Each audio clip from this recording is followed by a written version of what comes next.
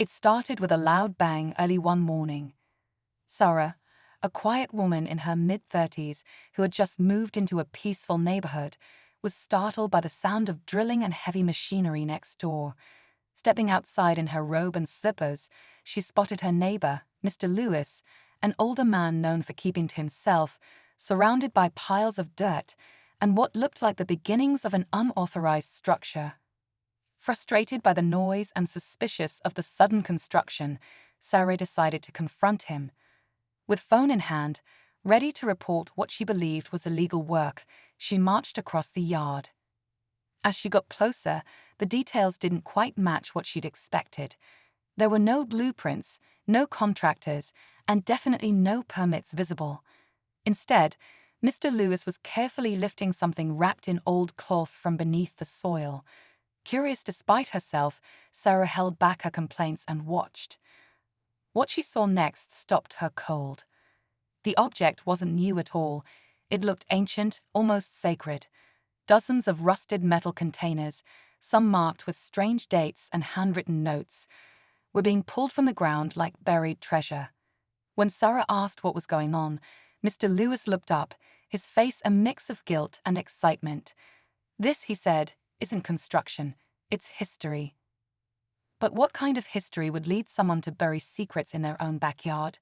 And why was it hidden for decades, until now? The truth, it turns out, was far stranger than fiction. Sarah didn't know what to say. Her frustration had turned into confusion, and now curiosity had taken over. Mr. Lewis gently placed the container on a wooden bench, wiping the dirt off with a cloth that looked just as old as the box itself. "These have been buried here for nearly 40 years, he said quietly, like he wasn't sure if he should even be talking about it. Sarah, still standing a few feet away, asked, "Why? What are they?" He didn't answer right away. Instead, he opened one of the containers. Inside were photographs, faded, black and white shots of people standing in front of the same house she now lived in. Alongside the photos were pages of handwritten letters, a child's drawing, and what looked like an old neighborhood map, marked with strange symbols. Sarah leaned in. "Who buried these?" Mr. Lewis looked down. "My father. He told me never to dig them up unless something felt wrong." That word, *wrong*, hung in the air like fog. Sarah's eyes scanned the yard. It suddenly didn't feel like just a regular backyard anymore. Something about the way he spoke, the way he handled those boxes, made her feel like they weren't just uncovering objects, but memories, maybe even warnings. She wanted to ask more, but before she could, Mr. Lewis turned toward the hole in the ground. "There's more," he said, his voice low and uneasy. "A lot more, and not everything we find is going to make sense." Sarah couldn't stop thinking about the map. Later that night, with a copy of one of the drawings in hand, she sat at her kitchen table, tracing the strange marks with her finger. It showed houses that still stood today, but some of the symbols didn't make sense. Circles with numbers, crosses over certain lots, and one big X right where her home was. She felt a chill. Why was her house marked? The next day, she returned to Mr. Lewis's yard. He was already digging again, dirt caked on his boots, another box resting beside him. This one was heavier, locked shut with a rusted latch. Sarah asked if she could help, and to her surprise, he nodded. "You're already part of this now," he said. "Might as well see it through." As they worked, neighbors started to notice. A man from across the street, Mr. Delgado, wandered over and watched them silently before saying, "So it's finally happening." Sarah looked up. "You knew?" He hesitated, then nodded. "My father and Mr. Lewis's dad were part of the same group. They used to talk about some kind of plan, something to protect the neighborhood. We all thought it was just stories, but I guess not." It wasn't just a time capsule anymore. It was beginning to feel like a puzzle, and someone had gone to great lengths to hide the pieces. Each box unearthed seemed to pull them deeper into a secret none of them fully understood, and someone somewhere didn't want it discovered. By the end of the week, half the neighborhood knew something strange was happening in Mr. Lewis's yard.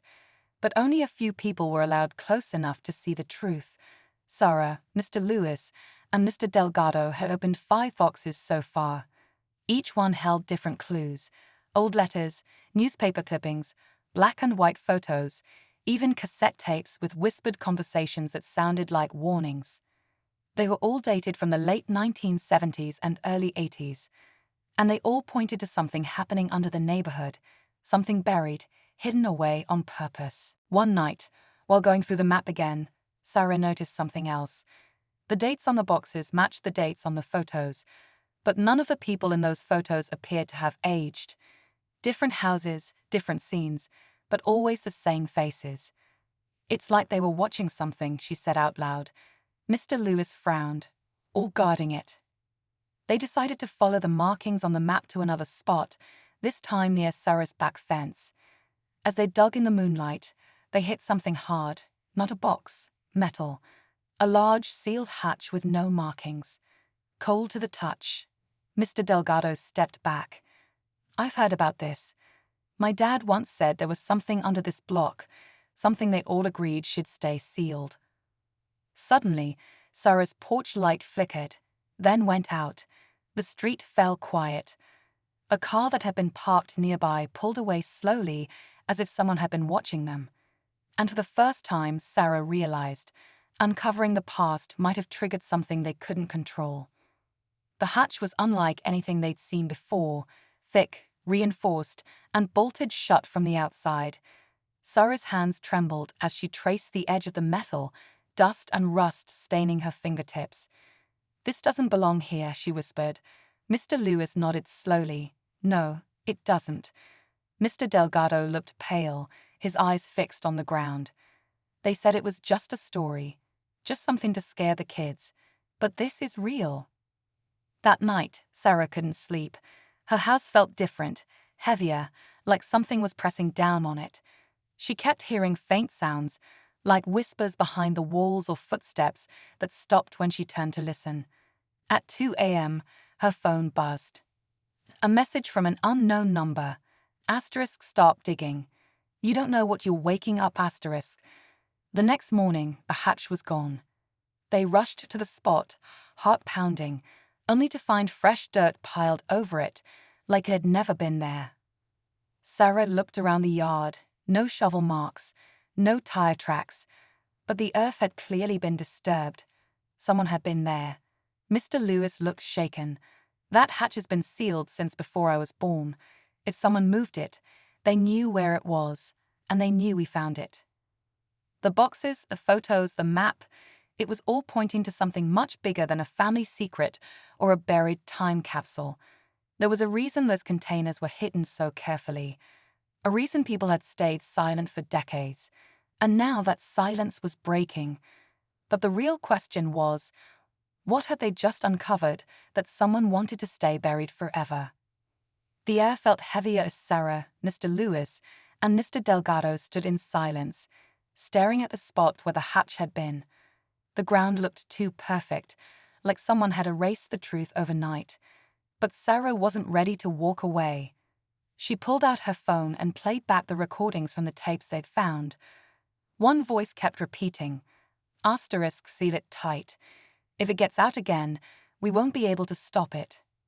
Asterisk. Fueled by a mix of fear and determination, they returned that night with new tools. The 3 of them worked in silence, digging deeper than before. After hours of clearing earth, their shovels struck something, not the hatch, but something else. A tunnel, collapsed and old, but still there. They crawled through carefully, flashlights cutting through the thick dust, until they reached a small room underground. Inside were more containers, but these weren't filled with artifacts. They were filled with files. Reports, experiments, government documents marked *confidentiel*. The truth hit hard. This wasn't just a neighborhood project. It had been a classified operation. Mr. Lewis read the yellowed paper aloud. Project Echo, memory preservation, psychological field testing. Sarah's stomach turned. They weren't burying memories. They were testing people. Photos of past neighbors, some listed as unfit or non-compliant, filled a folder. Many of them had simply vanished from history. But just as they prepared to leave, Sarah found one last photo of herself, same face, same house, but dated 1982. That's when the lights flickered again. And this time, they weren't alone. Sarah's breath caught in her throat as she stared at the photo, her face, unchanged, standing in front of the same porch she walked out of every morning. Mr. Lewis gently took it from her hands, his eyes scanning it with disbelief. "This isn't possible," he whispered. But it was. The documents, the tunnel, the erased hatch, everything pointed to one thing. The neighborhood had been part of a government experiment designed to alter or preserve memory, maybe even time itself. And somehow, Sarah had been connected to it long before she ever moved in.